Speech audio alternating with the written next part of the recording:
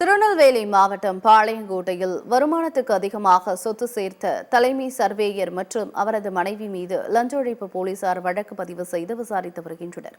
பாளையங்கோட்டை சாந்தி நகர் 1வது தெருவைச் சேர்ந்த மாரியப்பன் என்பவர் தலைமை நில அளவையாளராக பணிபுரிந்து வந்துள்ளார்.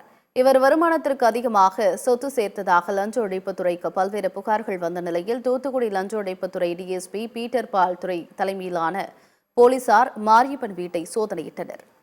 சுமார் 6 மணி நேரம் நடத்தப்பட்ட இந்த சோதனையில் பல்வேறு முக்கிய ஆவணங்கள் சிக்கியுள்ளன.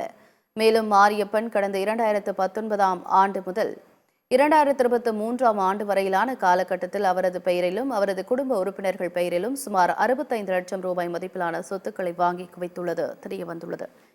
இதையடுத்து லஞ்ச ஒழிப்பு போலீசார் மாரியப்பன் மற்றும் அவரது மனைவி கிருஷ்ண ஜெயந்தி ஆகியோர் மீது தலா 2 பிரிவுகளின் கீழ் வழக்கு பதிவு செய்து விசாரணை நடத்தி வருகின்றனர்.